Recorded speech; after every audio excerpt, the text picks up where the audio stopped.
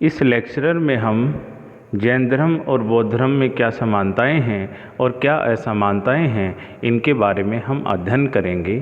ये लेक्चर मुख्य रूप से कॉलेज में पढ़ने वाले छात्रों तथा कंपटीशन की तैयारी में रिटन जो एग्ज़ाम होती है उन दोनों के लिए बड़ा महत्वपूर्ण है। तो हम आइए देखते हैं क्या समानताएं और असमानताएं जैन और बौद्ध धर्म में थी। पहली समानताएं हम देखते हैं, दोनों ही धर्म वेदों की प्रामाणिकता में विश्वास नहीं करते। वैदिक धर्म या सनातन हिंदू धर्म में वेदों को अपौरुषीय माना गया है। ये देवताओं द्वारा रचित कृतियाँ मानी जाती हैं जो वैदिक धर्म के मूलभूत स्रोत हैं और वैदिक संस्कृति की जानकारी के मुख्य ग्रंथ हैं। लेकिन जैन और बौद्ध धर्म दोनों ही ग्रंथों को प्रामाणिक नहीं मानते और ये इनको पौरुषीय रचनाएं नहीं मानते कि ये ईश्वरीय रचनाएं नहीं हैं। तो इस प्रकार पहली जो समानता दोनों धर्मों में है वह यह है कि दोनों ही धर्म वेदों की प्रामाणिकता में विश्वास नहीं करते।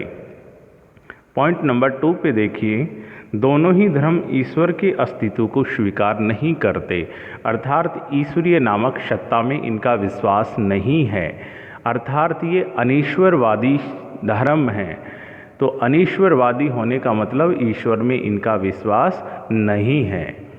तो वेदों में विश्वास नहीं है, ईश्वर में विश्वास नहीं है। पॉइंट नंबर 3 देखिए, दोनों ही धर्म कर्म और पुनर्जन्म के सिद्धांत में विश्वास करते हैं कि जो व्यक्ति जैसा कर्म करता है उसको वैसा ही फल मिलता है। दूसरी तरफ पुनर्जन्म होता है, लेकिन पुनर्जन्म किसका होता है ये महत्वपूर्ण है, जो आगे के लेक्चर में क्लियर किया जाएगा। तो दोनों धर्म कर्म और पुनर्जन्म के सिद्धांत में विश्वास करते हैं। पॉइंट नंबर 4, दोनों ही धर्म निवृत्ति मार्गी हैं। निवृत्ति मार्ग का तात्पर्य क्या होता है? 2 शब्द होते हैं, प्रवृत्ति मार्गी और निवृत्ति मार्गी। प्रवृत्ति मार्गी विचारधारा के लोग ये कहते हैं कि यदि मोक्ष प्राप्त करना है तो उसमें सांसारिक जीवन सुख सुविधाएं कोई बाधक नहीं है। ग्रस्त जीवन जीते हुए भी व्यक्ति मोक्ष प्राप्ति का हकदार हो सकता है।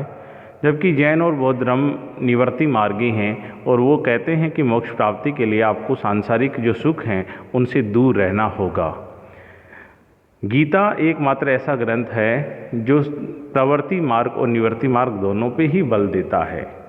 गीता इसीलिए श्रेष्ठ ग्रंथ माना जाता है कि ये मध्यम मार्ग को अनुसरण करते हुए चलती है, प्रवृत्ति मार्ग और निवृत्ति मार्ग पे चलती है। पॉइंट नंबर 5, दोनों ही धर्मों में अहिंसा, नैतिकता और आचार तत्वों पर बहुत बल दिया गया है। अहिंसा, भले ही जैन धर्म की बात हो भले ही बौद्ध धर्म की बात हो, दोनों ही धर्मों में अहिंसा पे बल है, नैतिकताओं पे बल है। नैतिकता सामान्य जन के लिए दैनिक व्यवहार से संबंधित जो नैतिक नियम होते हैं उनको हम नैतिकता के दायरे में रखते हैं। आचरण, एक सामान्य व्यक्ति के चरित्र से संबंधित कुछ चीज़ों की जो उम्मीद की जाती है उनको हम आचरण में रखते हैं। तो आचरण की पवित्रता, अहिंसा और नैतिकता के ऊपर दोनों ही धर्मों ने बहुत बल दिया है। पॉइंट नंबर 6, दोनों ही धर्म मानवतावादी आंदोलन के रूप में प्रारंभ हुए। मानवतावाद का अर्थ क्या होता है? पहले क्या होता था, जब धर्म का अत्यधिक प्रभाव था तो मनुष्य के सुख समृद्धि की बजाय इहलौकिक सुखों की बजाय पारलौकिक सुखों पर बल दिया जाता था। हमेशा ईश्वर को खुश करने के लिए कार्यों पे बल दिया जाता था कि ये करने पे ईश्वर खुश होगा, ऐसा करने पे ईश्वर नाराज हो सकता है। इसलिए मनुष्य के जीवन को श्रेष्ठ बनाने की बजाय ईश्वर के जीवन को श्रेष्ठ बनाने के लिए प्रयास किए जाते थे। मानवतावादी आंदोलन जब शुरू होते हैं तो सब चीज़ों का केंद्र मानव हो गया कि हमें पारलौकिक सुख या पारलौकिक जीवन को श्रेष्ठ बनाने से एक मनुष्य का जीवन श्रेष्ठ नहीं हो सकता।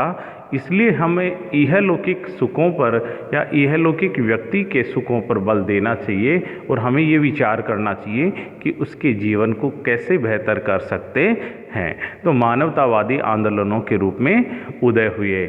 हम बौद्ध और जैन धर्म के जो उदय के कारण हैं 6ठी शताब्दी ईस्वी पूर्व जो धार्मिक क्रांति होती है, उसमें भी ये पढ़ेंगे कि वैदिक धर्म के अंतर्गत कर्मकांडों यज्ञों की बहुत ज़्यादा प्रधानता हो गई थी। इसलिए एक आम आदमी के लिए अपने धार्मिक अनुष्ठान या धार्मिक उपासना करना बहुत ही दुष्कर और महंगा कार्य हो गया था। इसलिए धर्म का जब बोलबाला अधिक था तो उनकी जो कमियां थीं उनके विरोध में भी ये दोनों धर्म शुरू होते हैं। तो ये मानवतावादी आंदोलनों के रूप में दोनों ही धर्म प्रारंभ होते हैं। पॉइंट नंबर 7, दोनों ही धर्मों ने जाति प्रथा की आलोचना की। तत्कालीन जब ये धर्म का उदय 6ठी शताब्दी ईस्वी पूर्व होता है तो उत्तर वैदिक काल के आने के बाद वर्ण व्यवस्था धीरे धीरे जाति व्यवस्था में बदलती गई और जाति व्यवस्था में मौर्य काल गुप्त काल तक आते आते बहुत ज़्यादा कठोरता हो गई थी। तो इन लोगों ने जाति प्रथा को स्वीकार नहीं किया और अपने धर्म के द्वार सभी जाति के लोगों के लिए खोल दिए। इस प्रकार धार्मिक रूप से सभी लोग एक समान थे और जाति रूप से भी इन धर्मों में दोनों ही समान थे। यही कारण था कि लोग शीघ्रता से इन धर्मों की तरफ खींचते आए। पॉइंट नंबर 8, दोनों ही धर्म ब्राह्मण धर्म की यज्ञवाद, देववाद और जन्म आधारित वर्ण व्यवस्था के विरोधी थे। तो हिंदू धर्म में जैसे हमने पहले भी देखा कि उत्तर वैदिक काल के बाद हिंदू धर्म में यज्ञवाद, देववाद, बहुदेववाद, पंडितवाद, तो कई चीज़ों का समावेश हो गया। धर्म का आंतरिक स्वरूप के बजाय उसके बाह्य स्वरूप पर अत्यधिक बल दिए जाने से आम आदमी अपने धार्मिक उपासनाओं और क्रियाकलापों को व्यक्त कर पाने में अक्षम था। इसलिए व्यक्ति को एक ऐसे धर्म की आवश्यकता महसूस हुई जो सरल हो, सीधा हो और कम खर्चीला हो। तो ऐसी चीज़ों को बौद्ध धर्म और जैन धर्म ने अपनी ओर शामिल किया, इसलिए उनके यज्ञवाद, देववाद और इनकी आलोचना की।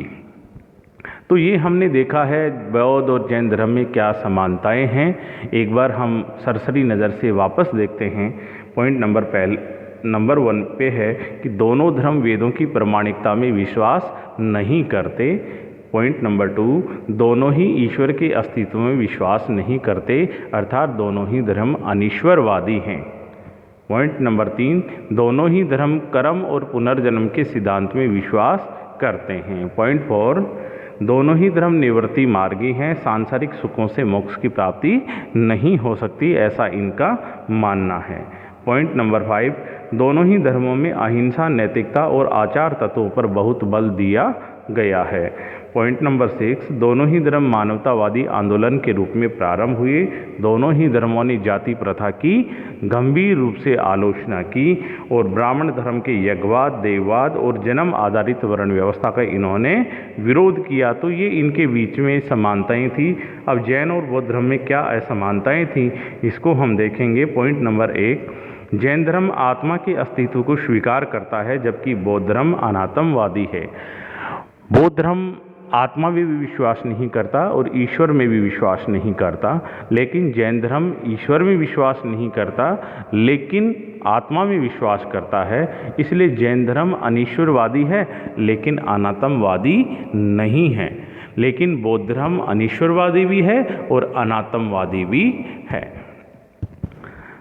पॉइंट नंबर 2, जैन धर्म कठोर तपस्या पर बल देता है जबकि बौद्ध धर्म अत्यधिक काया क्लेश, भोग विलास के मध्यम मार्ग का अनुसरण करता है। महावीर स्वामी अत्यधिक कठोरता पर बल देते थे जबकि बौद्ध महात्मा बुद्ध थे, उन्होंने मध्यम मार्ग पे बल दिया। उन्होंने कहा कि दो अतियों के बीच का मध्यम रास्ता अपनाना चाहिए।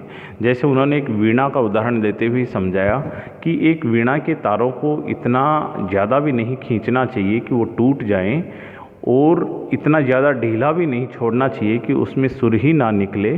तो इस प्रकार हमें मीडियम वे में रहना चाहिए और वास्तव में जीवन जीने की एक सर्वोत्तम पद्धति है और बौद्ध धर्म का एक ये बहुत बड़ा योगदान माना जाता है। जैन धर्म का अहिंसा का सिद्धांत और बौद्ध धर्म का मध्यम मार्ग का सिद्धांत। व्यक्ति को अपनी जीवन जीने का सबसे बेस्ट यदि तरीका है तो वो मध्यम मार्ग है। हमेशा व्यक्ति को अतिवाद में भी नहीं जाना चाहिए और बिल्कुल ढीला भी नहीं रहना चाहिए, निष्क्रिय भी नहीं होना चाहिए, अति सक्रिय भी नहीं होना चाहिए, बीच का रास्ता अपनाना चाहिए। और एक ये लोकतांत्रिक पद्धति है, एक तरीके से इससे सामाजिक सहिष्णुता का विकास होता है। पॉइंट नंबर 3, जैन धर्म बौद्ध धर्म की तुलना में अहिंसा के सिद्धांत पे अधिक जोर देता है। दोनों ही धर्म अहिंसा पे बल देते हैं, लेकिन सबसे ज़्यादा यदि बल दिया तो वो जैन धर्म ने दिया, अहिंसा पे बल देता है, अहिंसा परमो धर्म है। पॉइंट नंबर 4, जैन धर्म बौद्ध धर्म की तुलना में अधिक प्राचीन है। जैन धर्म प्राचीन है, बौद्ध धर्म की तुलना में अधिक प्राचीन है। तो ये हमने देखी बेसिक डिफरेंसेज इनके बीच में क्या है।